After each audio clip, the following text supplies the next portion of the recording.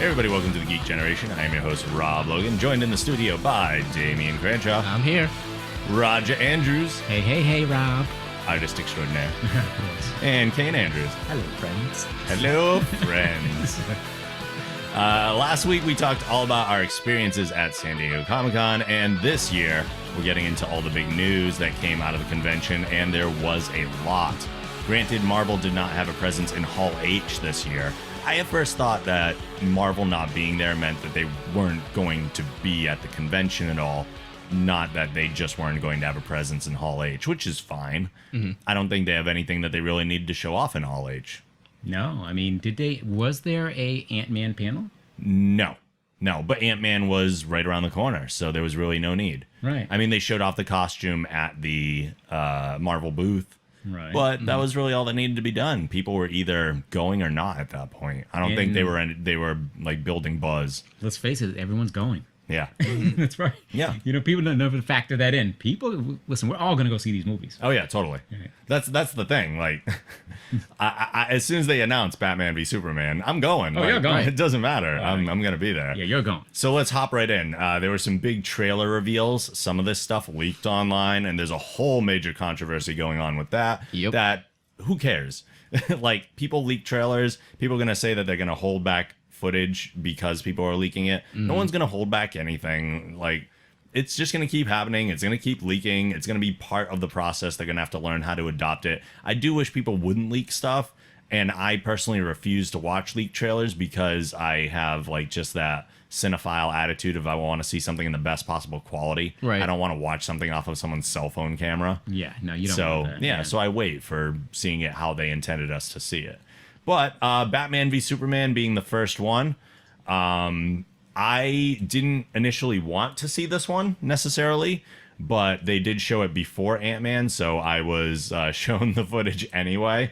And I have to say that based on what I saw in the trailer and the way that they seem to be approaching the story, I like it. I like the direction that they're going with this. The fact that we see Bruce Wayne running through the city. He was in Metropolis when this major attack or major battle was going on between Superman and Zod. Mm-hmm. And one of his buildings was taken down and dozens were killed. I think that's undercutting the amount. Granted, I think they were saying dozens in the Wayne building were killed. I don't even know how many hundreds of people were slaughtered in this massive like uprising in the city, but yeah, that's definitely one thing you didn't see in Man of Steel. Like, you see the people that got saved, the people that they, were helping each other through the rubble, but we don't see how many people were killed, who died, who was lost. You don't see the consequences. Mm-hmm. Yeah, and it looks like they're going to be addressing that a lot and taking the fans' criticism into account. Like, Man of Steel is still what Man of Steel was. I don't think they're necessarily fixing anything. Like, I think they were trying to imply that they did this in Man of Steel to set up Batman v Superman. I don't know if I buy that. I don't know. I can tell you, I mean, Kane and I from experience, being in that panel, they flat out said that's what their intent was. Yeah. They were going to piggyback right off of the events of Man of Steel. Right. That's what led to this particular storyline. That's exactly what they did. Which is what they said. Right, which is okay, and it's a comic book mentality to take, which I appreciate in a comic book movie. But at the same time, movies are movies. I think movies, even ones that exist in a larger universe, still have to be cohesive, standalone stories. To leave that big of an undone doesn't, like, I don't want to go back and look at a movie retroactively and be like, oh, I see what they did here. Right. Like, I want the movie to stand alone. You like to think that it was all thought out in advance. Yeah. Of them releasing the film. Yeah, or that even that was addressed in the first movie. Like, if we saw, I know it's thinking way ahead, and yeah, you're going to have to start thinking ahead when you have an expanded universe like this, but we should have seen Ben Affleck in the city in Man of Steel. Yeah. Like, that should have been addressed in some way.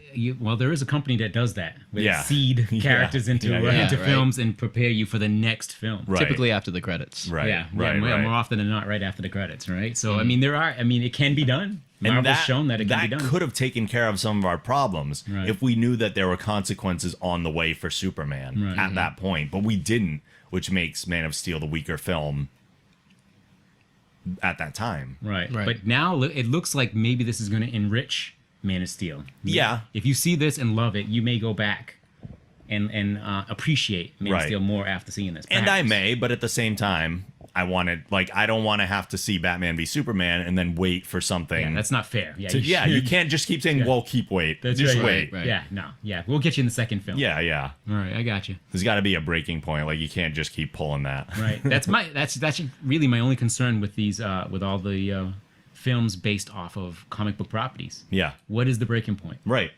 I'm hoping it doesn't come. I'm hoping not either. Right, I'm hoping it's like Westerns. Yeah. Like, Westerns throughout the history of film went on for decades. Right. Let's hope that it's like Right. I do love the fact that we're working in expanded universes, but like I was saying, a movie's a movie. Don't try to make it a TV show. Don't try to make it a comic book that's going to have like just these parts of a bigger story. You can do that, but if you have the movie stand alone on its own, that's where it becomes successful, and it's a movie. Like Captain America the Winter Soldier, fantastic movie in and of itself, and drove the universe forward. Right. There was no reliance on what's coming next to make that a good movie, and that's the attitude they have to take, Exactly. I think. I agree, and I think that's what made that work so well. Yeah. That particular film. Yep. I mean, it felt like the story was contained within it. Yeah. And there were things happening beyond it. Right. So you appreciate it on both levels. Right? Most movies don't do that, let's face it. No. It's an added complexity to movies in this expanded universe world that we live in now. Right. But it's going to be one that they're going to have to deal with. Cool. All right, I'm in it. All right. Speaking of that expanded universe, the DC one, surprisingly, we weren't expecting to see this online, but it leaked, and then Warner Brothers decided to put out the actual footage afterwards for people to watch officially, and that is the Suicide Squad trailer. This one, I'm very curious to hear what you guys think about. Yeah, when we saw it live, what was your thoughts, son? I mean, I found it was darker. I know this is strange to say for this universe, but it was darker and more ominous than I expected. Okay. Yeah, I don't know. Maybe I haven't been as on board for all the leaked footage and all the I'm sorry, not footage, but leaked images. But it looks really sinister. It looks really like it looks like a nasty movie. Yeah. Right. I mean, it doesn't feel like doesn't feel comic booky at all. Yeah. It's not like any of like the Batman or the Superman trailers. It's right. like where like he's saving people and everybody's. I don't think anybody's getting saved in this. Yeah. that's my impression. Everybody's screwed. Yeah. Right. It is called Suicide Squad. People are dying Yeah, in is the true. commercial too of the movie. Right. Yeah, being unfamiliar with the source material, as a person, I'm seeing it going deeper than what I've seen in other comic book based films. Like this is very emotional on one side, and then you have them going out and committing crimes. It's like, well, who is actually the bad guy here? Right. Who is at the top of all of this? How many superhero properties have we seen at this point from the villain perspective? Granted, Suicide Squad is kind of in the anti-hero range, but Right, these I would agree are with that. all still villains. Like they're not out to save anybody. They're acting based on orders, and a lot of the times against their will, because they have these bomb. I assume they're going to go this route in the movie too. It's a kind of staple of the Suicide Squad is they have like a bomb placed at the base of their skull, and if they disobey, they go boom. But if they fulfill the mission and they survive, they're given a pardon, or maybe not a pardon, or an early release, or something for their benefit. Right. So there is a reward if they're successful, but if they don't comply, they're dead. It's their own life at stake, not Right. someone else's per se, unless they dive into something else that involves people that they may be related to. Right. And it all depends on what their mission is too. Like they do have assassination missions and stuff too. Okay. There's any number of things Suicide Squad could be responsible for. But I mean, as you can see in the footage, we're getting a lot of other people in here too. In addition to just the squad, we're getting Batman's going to make an appearance, and the villain, quote unquote, of this movie of villains is the Joker. Which is he's a legit villain. He is. Yeah, that's my assumption that he was part of the Suicide. Again, I don't know the source material either. Me neither. So I assumed he was part of the Suicide Squad. In the He's comics. not part of the squad, no. All right, No. well, there But you go. Harley's a staple of the squad. Okay. Which is an interesting dynamic now between Joker and Harley. Right. So Yeah. They were watching the footage Yeah. as you speak, and they Yeah. just showed Jared Leto as the as the Joker. That's nasty. So what do you guys think about that? Like, this is the first time we've seen video footage of Jared Leto's Joker. Right. And there was speculation beforehand with that image that they released with all the tattoos and stuff that maybe that wasn't his final look, but we know for sure now it definitely is. It was definitely hinted at being true with Harley having the same kind of tattoo aesthetic, which I'm not a huge fan of. Like, I think Leto's going to do great as the Joker performance-wise. I'm still having a hard time dealing with the visual. Yeah. Yeah, he just looks like a thug. And the Joker is not a thug. No, he's the beyond Joker, that. yeah. He was elevated in the Dark Knight. Right. Yeah, Right. There was a you took him serious in the Dark Knight. And was that a tattoo parlor at the end? Couldn't tell. I don't know. I wasn't sure. It looked It something didn't that look very looked- hygienic. I mean, yeah. It didn't look very hygienic No. if it was. It would kind of explain the tattoos, but still, like, I'm still having a hard time rationalizing in my brain someone getting the Joker to sit down and Joker being like, I would like a smile right here and this and that. Like, no, it's just Unless it's weird. one of his guys, doesn't he always have like henchmen? He does, Yeah. and that's still thing, but he's not taking the time to get tattoos. He's Yeah. got people to kill. That's He's right, yeah. insane. That's a Right. full-time job. Yeah. Right? You don't have time, right? You don't Yeah. have leisure time for tattoos. I actually saw too. There's a meme going around online with all the different forms of the Joker, and each one kind of like a descriptive word for each version. So they had the Caesar Romano one. It said the clown, Yep. and it had the Jack Nicholson, and it said the mobster. Heath Ledger, it said the anarchist. Jared Leto, it said the psychopath, and it does kind of like really nail all of them. And then it has Mark Hamill, the cartoon one, that says the Joker, because that really is, I think, the most authentic version of the Joker that Right. we've seen, the one in the animated series. And I wish we got something a little closer to that, but I think Leto's Joker is going to be good. I really do. Right. I just am not totally sold on the visual. Yeah, I could see maybe one tattoo or something, Yeah. but for where we're making it like his defining characteristic, Right. That and like the grill on his teeth, like Yeah, we talked about the grill before, and that at least makes logical sense. Like, I don't Okay. like the aesthetic choice of it, but I get the logic from it, and that those teeth were probably all punched out of his face by Yeah, Batman. okay, I can see and that. now he's gotten replacements, and they're all just metal teeth. Yeah. I mean, that makes sense. Because we are looking at a Batman that's been around for like 20 years. right. Right. So he's gotten his butt kicked a whole bunch of times. I feel like this Joker's gonna be way more like chaotic and Yeah. like way more like explosive as Yeah. opposed to cunning and planning and putting pieces together. He's going to feels- be a he's- lot more he's- just... He's unhinged. Exactly. Yes. Yeah. exactly. It's like, like the Heath Ledger was. Listen, you say what you want about him. He had a plan. Yeah. Yep. Yeah. Ultimately, this one doesn't look like he has a plan. Right. It's like getting another tat. Yeah. I mean, the bottom line, really, we're not going to know until we actually see the movie. Right. And if we look back at the history of the Joker castings, people were not necessarily on board for Nicholson. People were not on board for Ledger when he first got announced. See, it's funny. I don't even remember that. Oh, yeah. The backlash negativity, was yeah. crazy. It was crazy. And I can't even admit that I wasn't one of them because I was just like, Heath Ledger. Like, but we also said in Nolan we trust at the Yeah, time. that's right, yeah. I don't have that same level of trust for Snyder right now based on his prior work. We will see. We will right? see. And that Yep. should be the theme for the episode. Like, listen, we're all going anyways. Yeah, we're all going. We're all going. We're all going, right? The listeners are going. We're going. Totally. Listen, we'll all be there. Totally. Then we can judge. Absolutely. Snyder, don't mess up. kind Yeah, of thing. that's right. Don't mess Yeah. up, but we're gonna watch it anyways. Thank Don't you. let us down. We'll pay the money, and Yeah. we know that's what you want right. anyway, but yeah, don't let us down. And then the big... Now, this was not a trailer, but I was still very happy to see the footage that came out for Star Wars Episode 7. Oh, I love this. Now- I grew up, this is my I love it. I grew up with all this. Some people were disappointed that we didn't get a trailer, and I don't really want trailers anymore. Like I said it about Batman v Superman. We're going. Right. I don't need to see more. I don't want more ruined. I want things to remain surprises at this point. Do you think we're trailered out?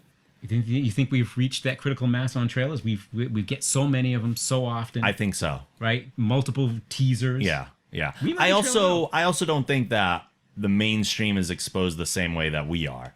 I think the mainstream is seeing maybe 1 or 2 trailers per film. We see the mother load. Right. Because we're just so aware of the culture and we're following it.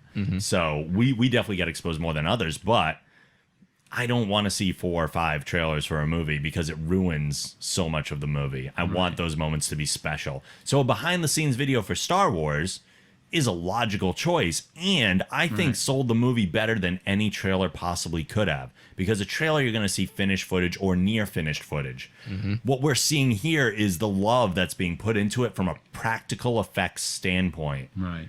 The lack of green screens in this behind the scenes footage makes me so happy. Right. Yeah, it looks almost entirely practical. Yes. I mean, including the explosions. Yeah. Yes. Take a look at that, Michael Bay. Yeah. I mean, you're seeing green screens here below the Falcon or whatever ship that is. Right. But But they're not there. you're gonna have some here and there, but that's like all you see in this whole thing. It's crazy. Yeah, it's going to be good. And I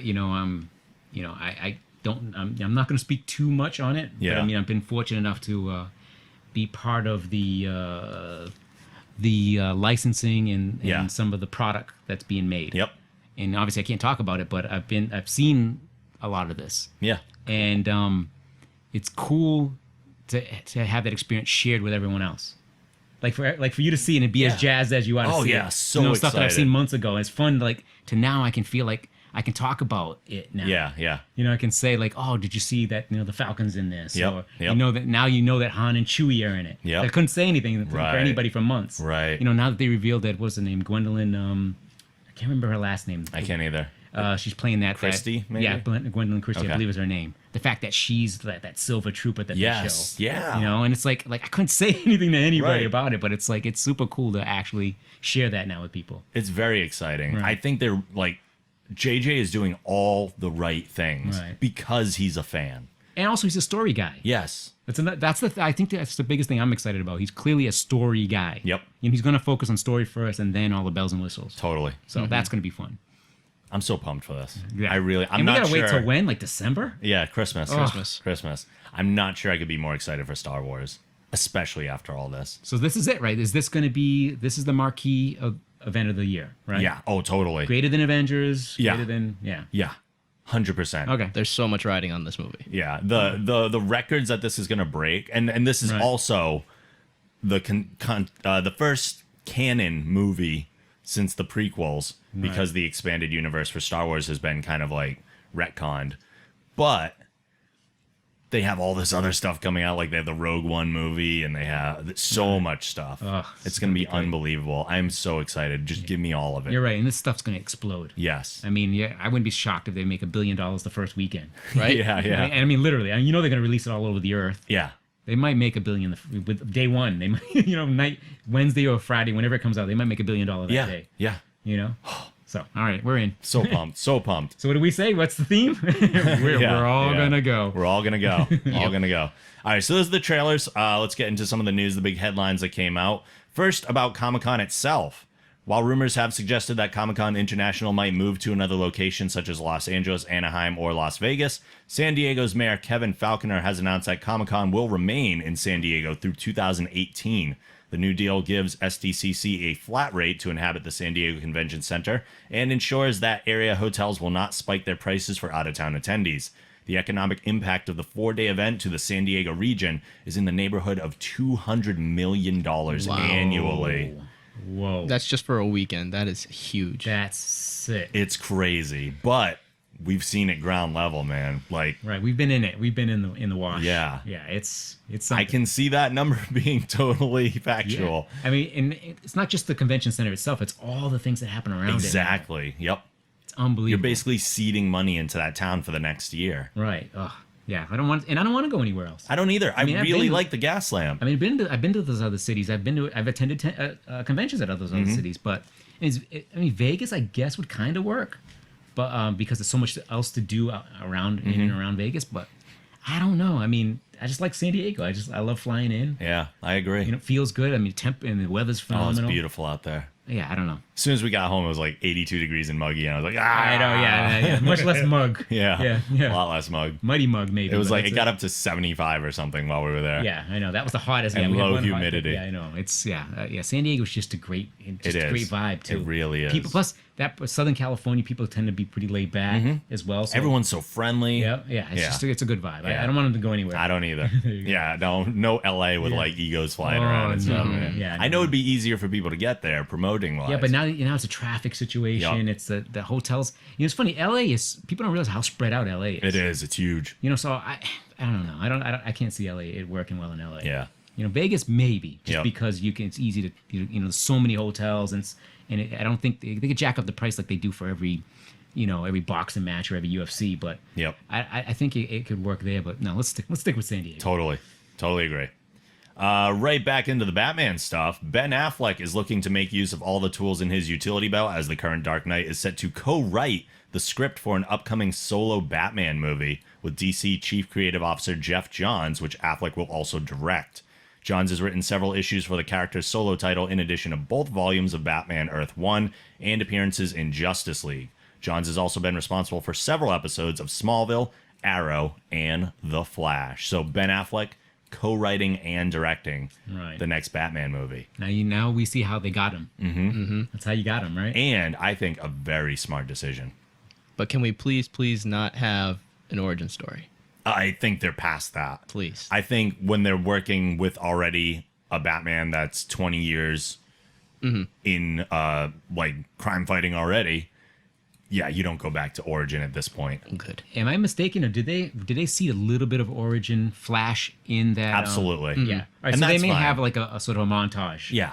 Type Which would thing. be totally great. And if you want to Sorry, handle man. origins that way, yeah, like the Incredible Hulk, they did it in the intro credits to the movie. Watchmen. They did a nice little substantial thing in Watchmen. Totally fine. All right. Yeah, I can live with a that. snippet of origin, not a problem. Okay, cool. Because, I mean, watching Bruce Wayne's parents die, that's an iconic image. That's Right. a sequence that is used for emotional impact. It doesn't have to be used to tell the story of his origin all the time, just as a point of understanding when necessary to really relate to the character. Right. So, Makes sense to me. Yeah. I mean it. I love Affleck as a writer. I love Affleck as a director. I think this is a really, really smart choice. I'm Right. excited to see a Batman I movie. just recently saw Gone Girl. I mean, you gotta love him as a performer. As well. Totally.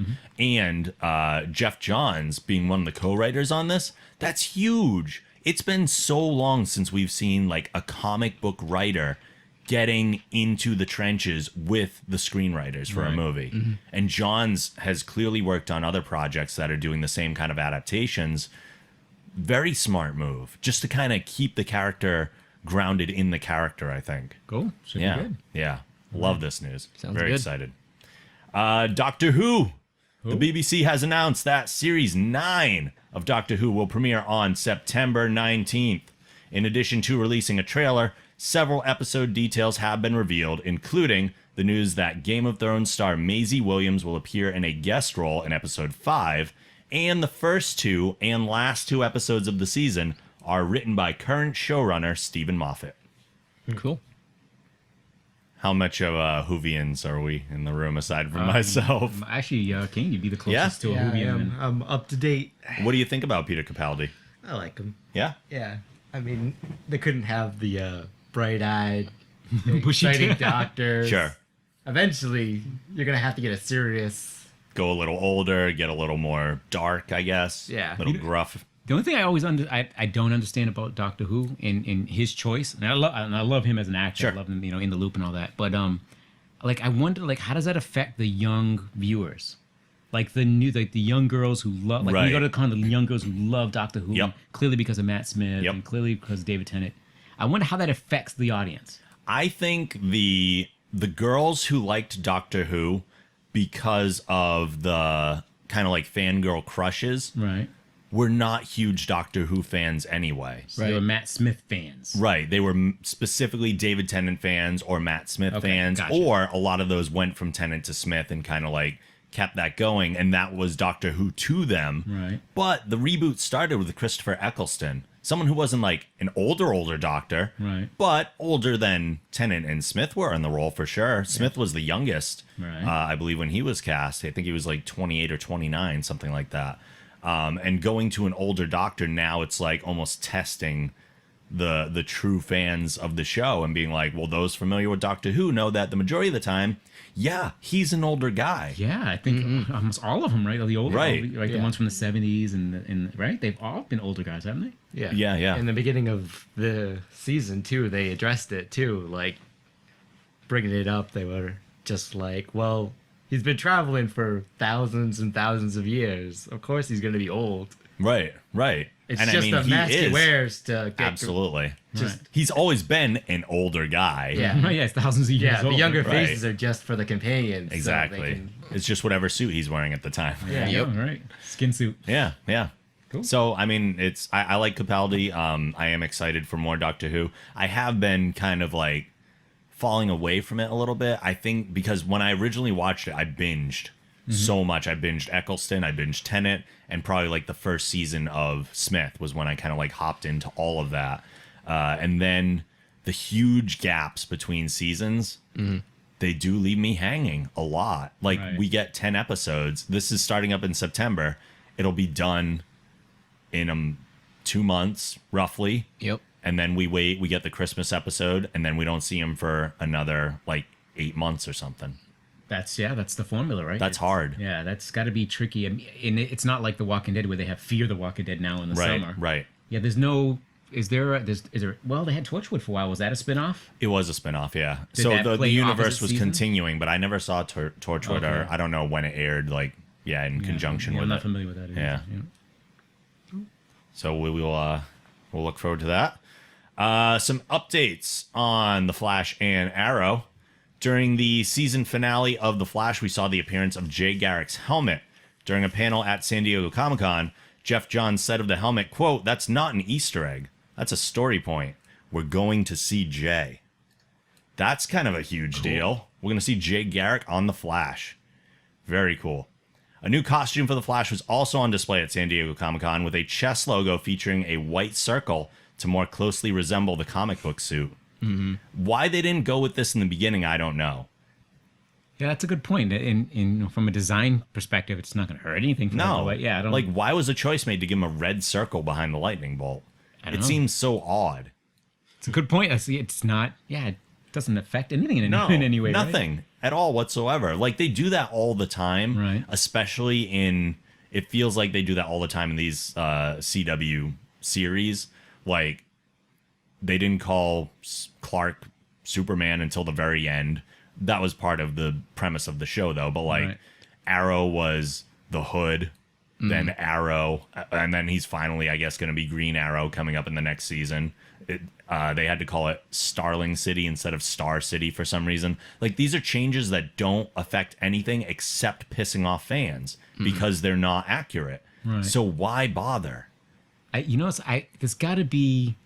Again, just a theory. Sure. I think it's a sense of ownership. Like if you're in the writer's room and you have all this canon, decades of canon, Right. it's your ability to sort of stamp a little bit of your own personality on it. Yeah. That'd be my suspicion. That's a good point. Yeah. If you're the it's really- showrunner, So it's a writer ego thing. Could be. maybe, or it's just a sense of like, all right, these characters exist for people in this venue, the comic book world, for decades. Here's our chance to separate ourselves. Okay. Would be my opinion. I don't know for certain. I mean, I've never sat in the writer's room for any of these things, but that would be my impression. Let's change this up a little bit to give some ownership. I get that. That would be my Yeah. opinion. I don't know I don't know how valid it is, but that's my opinion. And speaking about Arrow and suits, this was debuted when Stephen Amell walked out in this at the panel, I guess, at San Diego Comic-Con. Arrow will also be receiving a new costume, with the most apparent change being the lack of sleeves. Yeah, that's going to be interesting. Yeah, so now he's got some arm guards going on there, which makes sense for an archer, totally. This is a little closer to the classic Green Arrow that we are familiar with, suit-wise. I think it looks better, honestly. Can't wait. Tell us. He got a goatee. Yeah, he's working on that beard a little bit. Might have a little bit? bit of a goatee going on. It looks like a little stubble, but Okay. yeah. But they're supposedly going to be changing the tone a little bit too. Like, we're going to see a Green Arrow that's able to smile and maybe make a joke once in a while instead of being burger, burger, burger, burger. A lot of that, huh? Yeah. Okay. A lot of that going on. Between like these new series with these, changes in costumes, are we seeing any like specific events that will be changing their personalities or changing, their role as a hero? Are they seeing themselves more as a hero? Without getting into like crazy spoilers or anything, in the season finale, we did see him kind of riding off into the sunset with Felicity, and they've been working on that relationship for a while. Okay. So he might just be happier, Okay, yeah. which means he's going to lighten up a little bit, I think, naturally. So that makes sense in that regard. I hope that is actually the explanation that they go with, though, because who knows? Yeah. It does make sense to have character explanation for evolution, not just, hey, we're going to change the tone a little bit, and that'll be that for some reason. The CW has officially announced that Justified and Suits star Neil McDonough has joined the cast of Arrow as Damien Dark, the big bad for Season 4. Teased in the final episodes of Season 3, in the series, Dark is a former colleague of the late Ra's al Ghul and briefly visited Starling City in the season finale, although never appeared on screen. We were told he was around, and then we never got a glimpse of him because he had not been cast yet. Right. Created by Devin Grayson and Mark Buckingham for the 1999 comic series Titans, Dark is a criminal mastermind that is deeply connected to the Hive organization. The show's producers described their take on the character as a mysterious and sophisticated villain and an adversary of the late Ra's al Ghul. Now the leader of his own clandestine group, this cunning foe will prove to be one of Arrow's greatest challenges. Wow. You mentioned Ra's al Ghul again. Does this seem like another plot that's borrowed from Batman, or is this The something Damien that fits Dark better? thing, not as much. And Ra's al Ghul has been somewhat written off in a way, which I'm happy to see because this latest season of Arrow was definitely its weakest in the sense that it was just borrowing from other things. Okay. We do know that the Batman villain Anarchy will be showing up in the next season. I'm hoping that doesn't mean they're just going to keep stealing things from Batman. But I am excited that they're going with a villain as a big bad that I'm not super familiar with, and I get to learn about. And I also really like Neil McDonough, so I think that's a great casting choice. I wonder, does Green Arrow in the comic books have a deep rogues gallery? Yeah, I don't know. I know. I'm unfamiliar with his character in comic book sense. Yeah, no, I'm in the same boat. I really don't know what his I wonder if rogues that's why gallery they're looks borrowing so heavily from Batman, right? Very possible. Yeah, it's like, oh, he's got an insert. He's a surplus. Yeah, Batman's got all of them. Yeah, he's got all the And they're all great. villains. Yeah, so Yeah. I wonder if there's like, let's poach a few of those over. Right. I don't know. It makes sense. Yeah, I can see why they would do Why that. am I? How did I get the role of the defender of these series? Right? How did I that don't happen? know. I don't know. I don't know. I backed into that one. Yep. The Warner Brothers panel in Hall H announced that the upcoming Green Lantern reboot will be officially titled Green Lantern Corps. No other details have currently been released. What was the reception when It's colossal. that was made? Yeah. Yeah, I think people so geeked out by like the initial presentation of it. It just everybody was on board. We were on such a high. Whatever they Yeah. announced, there was an And enormous. they were doing it like one after the other. They were just Yeah. rapid firing. Yeah. them I think I mentioned in the last podcast that Aisha Tyler was hosting that panel, and Yep. she just kept it. She kept it flowing, Yeah. and so it was one announcement after the other, and so people were so euphoric that they were enjoying everything, and there was a huge cheer when it was Green Lantern Corps. I heard that they Specifically. showed like a huge image that just had a ton of lanterns too. Yeah. Yeah. And apparently from what one particular blogger wrote, the image was so big that he couldn't even identify all the lanterns. He was like, I didn't see Guy Gardner there, but he could have been there. Oh yeah, it was colossal. Yeah. It was the entire perimeter. Yeah. So yeah, it was filled with lanterns. That's crazy. Yeah, it was great. I look forward to that. I hope it does mean that we're going to get more than one protagonist. Like maybe we'll see Hal and John and maybe even Kyle. Like, let's bring them all in. Why not? I'm excited Yeah. for that. Yeah, they should. So is it still going to be who's going to be the lead lantern? No idea. Oh, they don't know yet. Nope. Oh, cool. All No right. clue. So a lot of speculation to come. Oh yeah, I mean this is a movie set for like 2020. Oh wow, that Yeah. far out. Yeah. So I must not have Yeah, been paying this is attention. this is the end of the DC like stuff that they've currently announced. okay. That's like the last one. So less likely, maybe Ryan Reynolds on a. Oh, on a- they're not gonna go with Yeah, Ryan okay. Reynolds again. No, Okay, no, all no. right. New universe. Okay, New new universe. All right, gotcha. Warner Brothers Animation and DC Entertainment have revealed their plans for the next 3 DC Universe original movies set to be released in 2016, including an adaptation of the classic Joker story, Love it. Batman: The Killing Joke. Love it. The graphic novel telling a version of the origin of the Joker and the story that left Barbara Gordon paralyzed. The animated adaptation is executive produced by Bruce Timm and will retell the tale in an exciting new way. It'll also feature an original 15-minute prologue that helps set up the story, giving even longtime fans of the story something new to look forward to. The other 2 animated films announced were Batman Bad Blood, an original Batman story that features the introduction of Batwoman to the new line of animated films, and Justice League vs. Titans, another original story and the first of the DC Universe original movies to feature the Teen Titans. Oh, that's a good idea. Great. So they've been upping their amount of released each year, and we're getting kind of 3 of these movies. They've said we're going to get a Justice League, we're going to get a Batman. Those are in their own like cohesive universes, and then there's going to be a one-off every time, which more often than not has been a Batman movie as well, just because he's kind of the primetime player. Right, yeah, he's for dominant. He's the DC. dominant. Yeah. So, but people have been begging for a Killing Joke animated movie for so long, and seeing how well they did Dark Knight Returns, very excited to see this. Even more excited that Bruce Timm is going to be executive producing this one, because he had been out of the game for about 2 years and came back to do Justice League Gods and Monsters, and now looks like he'll be in charge of this one as well, which obviously has a lot of weight behind it. I'd be curious to see what sort of art style they go with, because the Brian Boland stuff is so different than Bruce Timm. Yeah, so much more detail and more anatomical. Yep. I'm not as much a fan as like the anime-ish style that they've been running with lately. Yeah, I mean, you can see why they would. Yeah, because anime's so popular. Absolutely. But I see your point though. It'd be great to. Couldn't they do it in that classic sort of Batman animated series style or that Justice League style? That's Bruce Timm. I mean, I think that would work. With him in charge. Gods and Monsters is definitely a very Bruce Timm inspired art style. Right. It seems like when he's the man behind the movie, that's what it kind of falls on, and I hope that is the case here. Because I'd love to see like his take on that, on all that Brian Boland art. Exactly. Be fun to see. Oh, so good. Marvel has announced that Elektra will make her Marvel Cinematic Universe debut in the upcoming 2nd season of Daredevil. The first season made reference to the character, and now the iconic assassin will be played by G.I. Joe Retaliation's Elodie Young. Elektra is described as a mysterious woman from Matt Murdock's past whose dangerous and exotic ways may be more than he can handle. Oh, that's right. I like it. I love how they seeded Elektra in the Netflix series. They made mention of a lot of stuff in the first season that we haven't necessarily seen to come to fruition yet, but... Well, it's like what you mentioned earlier, that ability to seed, concepts in one movie in a really natural, organic even if way. you plan on using them or not, like dropping Easter eggs or making references to things that we might see is smart. Right, yeah, I agree. And it's a great way to expand the universe. Right.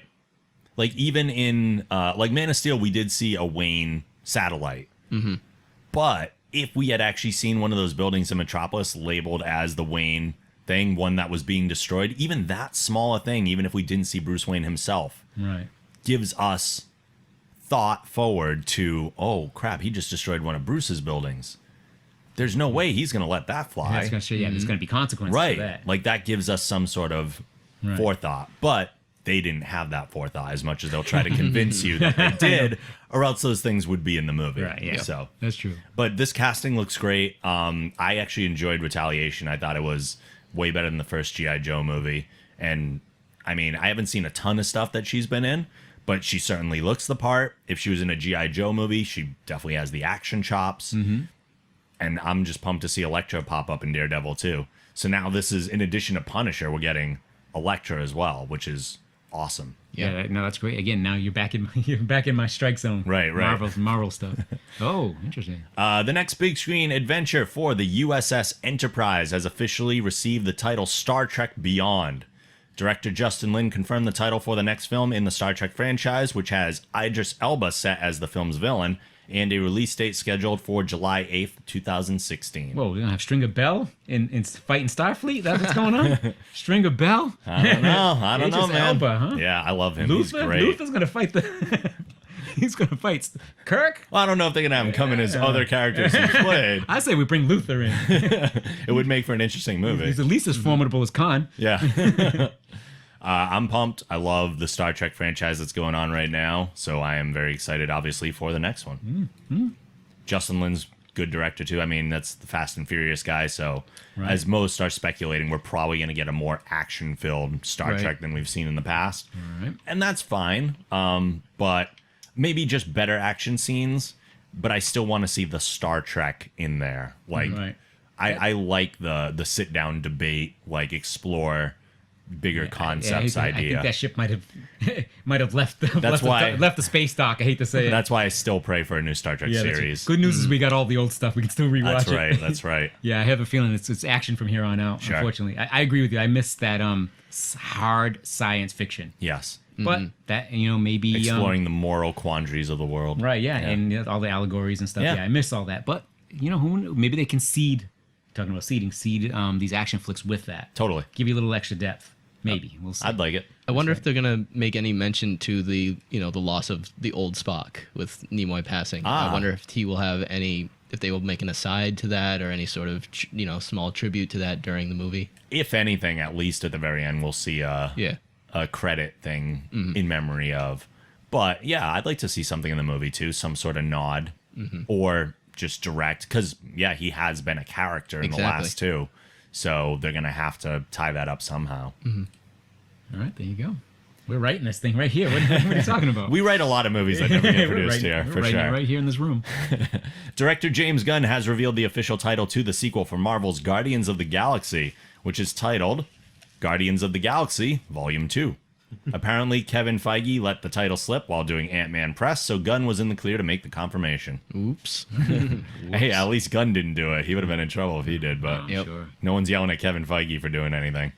And it makes sense. We saw the Awesome Mix Volume 1 tape was a big thing that came out of the first Guardians, so they're going to borrow a little bit from that for the titling of Volume 2. All right.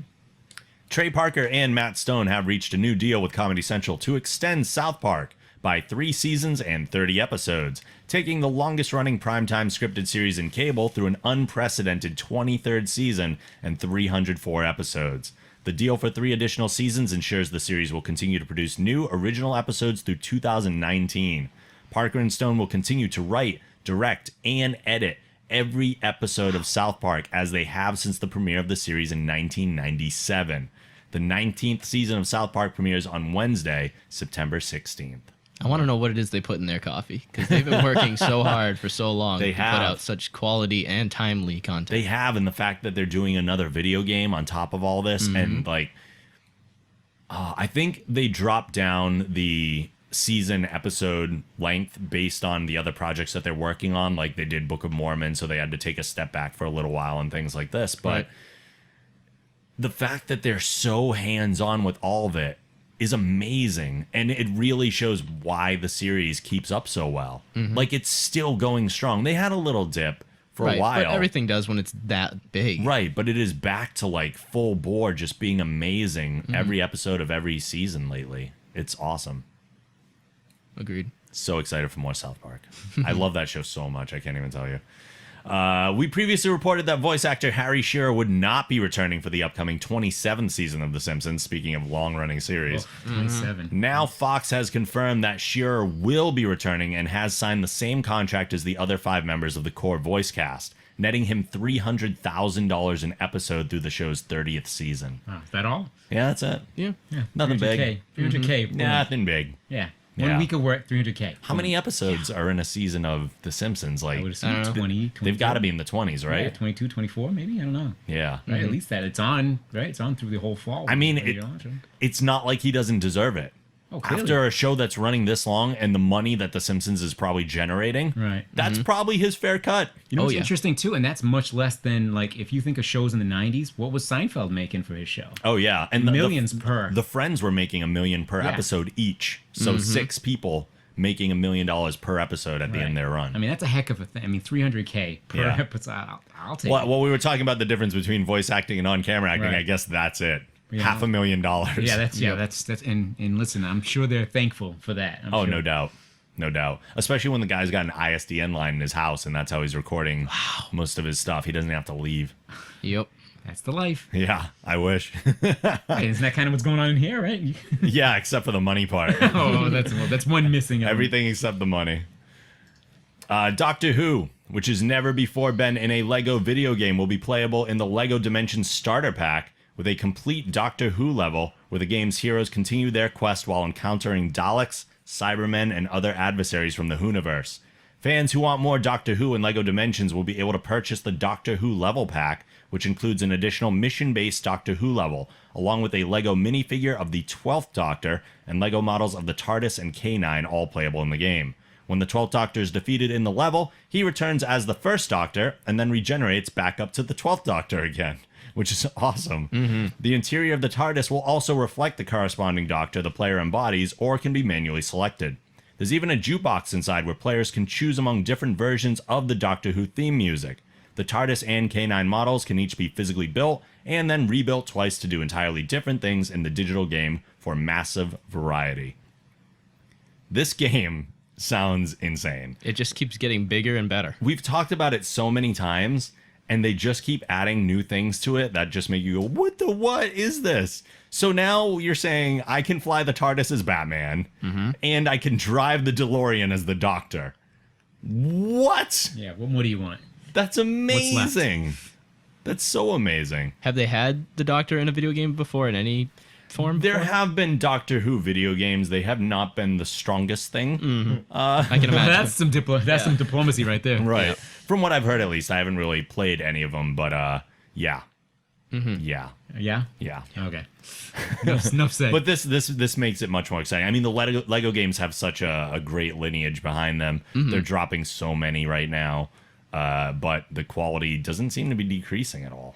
Nope. Which is nice. I mean, would you guys consider yourself pretty much like hardcore gamers? Like you guys are plugged in to the game? Yeah, I mean, Damien but- probably more so than I. Right. I mean, I consider myself, I would said I'm used to be a hardcore gamer. My time to play them has just decreased so much. I would call myself not a casual gamer, but a gamer. But if hardcore is measured by my knowledge of the industry, then sure. I would say I would that agree. qualifies. I would agree. It's Okay. not so much the amount of time because, like, you know, this isn't summer between, like, you know, second and third grade where I would play Super Mario 64 for Right. 30 hours a week, you know, but where I've been keeping up with it, where I've been able to grow my knowledge of the different, you know, gaming systems, following the news, keeping up with different games and understanding how important they are to the industry, then yes, I would say that I'm a hardcore gamer. Wow. Okay. And the reason I ask is because a game like that, for someone who's not, Right. like myself, is do you get the same sort of entertainment value out of it? Because it's not as intense as some of these other Lego? Sometimes I think the Lego games are more entertaining. They are I really guess good games. That's kind of my point. I think that I mean, again, I'm a layman in it. Yeah, yeah. And that game, you put that on right now, I'd play it. Yeah, I don't need to have an intense, emotional, crazy, story-driven experience when I'm playing a video game. I watch so much TV and movies that have an emotional impact on me that a lot of the times, like, I find myself going towards more independent games that are just fun for the play value. The story is great, and there are certain games that I look to for that. I like the Batman games for that. I like the Uncharted games for that. But I just want to have fun playing a video game sometimes. And the what Lego this is. games always offer that. If you look at like the older Lego games, like Lego was like one of the first to really redefine the co-op couch play Totally. of gaming, where they did like the shared screen and then would split screen if the two characters got too far apart. Yep, So yep. it would stay seamless, and like they put a lot of stuff into their games that you would see in a video game. Yeah. They're not lagging behind. They're video, it's weird to use it as an adjective. They're video gamey video games. Yes. Yeah, They're not trying to be like cinematic masterpieces. and for me being like kind of like the old man winter in the room. Yeah. You know, like because I actually literally grew up in an era where like the only video game you had was Pong. Yep. Like I remember being a child, a small child, and Yeah. like, you would go to like a little bar or something and you play Pong, like a little blip Yeah. against another blip. Yeah. And that was it. To see the evolution of it, you know, and not, you know, I was involved right up until maybe into the early 90s, you know, so kind of, what was it? What was out then? Maybe Nintendo 64 or whatever was out at That's the when I time. started. Right, yeah. So, I mean, it feels, when I play it, feels like games for that era. Yeah. It feel like you feel fun. It's Yeah, the it feels fun like of an old school game. It's not necessarily mission. It's not. I mean, you're on missions, Right. But it's not the same. It's like your task isn't. Like, I got to end this game, and then I've got to do all the, you know, ancillary things. Right, right. Like and you do in that game as well. Right. But it's just. But they're pure very fun. optional, too. Yeah, It's yeah. pure fun. Yep, pure And fun. My son and I, we used to like the Star Wars one. Yep. I remember Yeah. playing that. Oh, they're a good time, Yeah, for that's a sure. good for time. sure. Yeah, the Star Wars ones when they had like no voice actors or anything. It was just Yeah. they'd Motion mime to each everything. other. He's like, Yeah. I remember there was like, yeah, it was like they wouldn't really speak, would they? Totally, yeah. It was all nonverbal. It was very It's like interesting. Chewie. They have good jokes about it too. Yeah, no, they had nice jokes, and I assume they still do. Oh that. yeah, All the little- they're hilarious. All right, yeah. cool. Fans that are worried about a potential Back to the Future remake have nothing to worry about if Robert Zemeckis has anything to say about it, and fortunately for us, he does. Zemeckis is one of 2 rights holders to the original film, along with co-writer Bob Gale. Earlier, this news story is probably old now. Earlier this month, The Telegraph asked Zemeckis if he would ever sign off on a remake, to which he replied, "Oh God, no. That can't happen until both Bob and I are dead. And then I'm sure they'll do it unless there's a way our estates can stop it. I mean, to me, that's outrageous, especially since it's a good movie. It's like saying, let's remake Citizen Kane. Who are we going to get to play Kane? What folly, what insanity is that? Why would anyone do that?" The original contract Zemeckis and Gale made with Universal and Amblin Entertainment in 1984 accord the 2 men final say on the production of any Back to the Future related films for as long as they live. Wow, that's great. This isn't the first time that like that headline type of thing has come up. Like they've said no in the past. Yep, many times. And there's no reason to remake it. No, there isn't. What are you gonna do? Are you gonna either up the special effects? Okay, there weren't a ton to begin with. Don't really need that. Are you gonna make an accurate 2015? That's gonna be boring. Yeah, if you take it out of the 80s, Yeah. you Or- lose so much of the charm. And if you try to modernize it, then what? Are we gonna be just people on their phones? Right. Is that what we're gonna see in? Just go make 2015? another time travel movie. Yeah. You don't need to do fine. Back to the That's Future. right, yeah, time travel is pretty infinite. Yeah, Right? yeah. You can In do both whatever you want directions. with time travel. Yeah, you can go in both directions. You don't, it doesn't always have to be the future. It doesn't Exactly. Always, it's, Exactly. There's like the Old West and stuff. I will not defend the Thank you. the industry on that one. That Thank one you. I will not That's defend. a wise decision. Yes.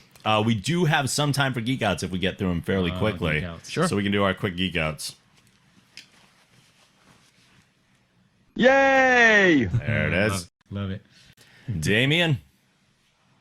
1 sec. Un momento. Un momento, por favor. All right. So, starting out, we had New Horizons Fly by Pluto. We did. That is something I've been waiting for 9 years. Really? I was in 6th grade in 2006 when New Horizons launched from from Earth to go out and fly by Pluto and collect data on arguably one of the most popular planet or not Yep. things in our sky. Like people know about it. It's the only like big celestial body that was discovered by an American person, but it's also like really cool to think we have the technology to send something out that far with the ability to capture images so great. Like the ones that we got are like the sped up compressed versions and they still look great. Right. We're going to be getting ones that are so much more detailed. And like I'm a science guy. If in another universe where I'm not going to school for microbiology, I'd be an astronomer. Sure. Like this is like such a big deal to me, and it's so cool to see how far we have come with technology. And this is the big image that is kind of spreading around right now on the internet that everybody's using. They've memed the crap out of it already. Right. A lot of people saying that looked like a heart on the underside of Pluto. My favorite one that has come out of this so far has to be this image for sure. With Pluto? Yeah, because once you see it, you can't unsee that. That is phenomenal that someone actually saw the image. And it's very evident, like, when you see it drawn there, like, Pluto's in Pluto. Pluto's on Pluto. It's genius. Yeah, it's really I love cool. that so much. That is great. So another one of my geek outs is a thing called geocaching. Have Yes. either of you guys heard of that? I have gone with somebody who did geocache before. Really? I did. Cool. So tell. for the first time I went was about a week ago or so. My girlfriend and I, we had heard about it. And we were like, well, let's try it out. We downloaded the app for it, and essentially geocaching is using, primarily people use like their cell phones, use the GPS, and it's almost like doing a treasure hunt. People have they've like put something in a location. Usually it's like a Tupperware box or something in it, and usually it'll have like a logbook or like little trinkets that people like take something, leave something type of thing. And you can use the GPS like on your phone to kind of track where it is.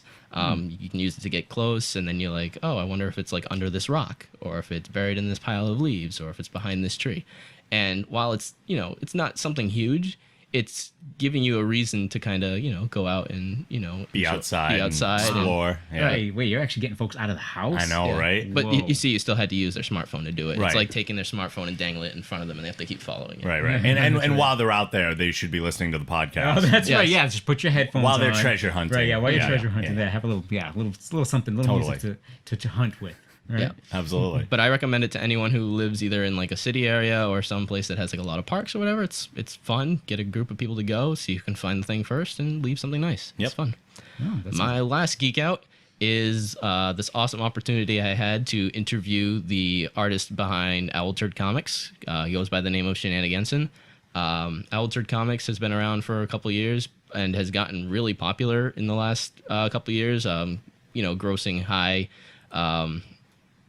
upvotes on things like Reddit, being featured in like BuzzFeed and Dorkly. So it was kind of a sort of a big deal for me to do. He was a great guy, was very responsive, gave a great interview. You can see it on our YouTube page, and I had a lot of fun with it. Cool. My first geek out is the Star Trek original series Bluetooth communicator. Now, great. granted, I am not necessarily the biggest fan of the original series. It is not my go-to as far as Star Trek goes. But look at this thing. I mean, cool. it is prop replica quality. It has a charging stand, which comes in handy. People, for whatever reason, seem to think, like in reviews that I read, that this was affixed to the stand.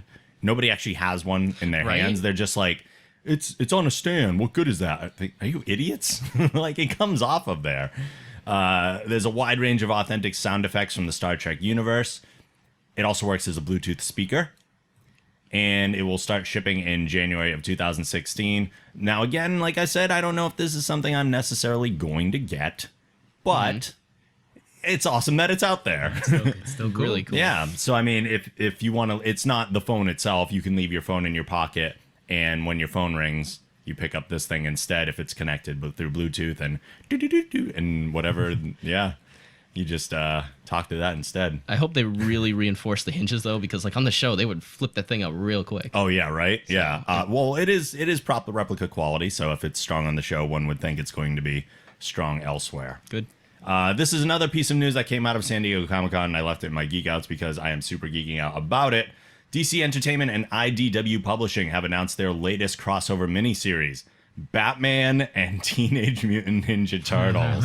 Batman. He will team up with anybody, that Batman. That's right. Yep. Scheduled for November, this 6-part monthly miniseries is set in the streets of Gotham City, where fans will see the Dark Knight fight like never before with wall-to-wall ninja action.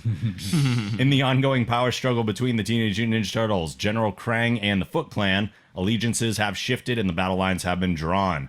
Krang concocts a plan to get rid of the Turtles and Shredder by transporting them to another dimension, where they land in the dark and dangerous streets of Gotham City.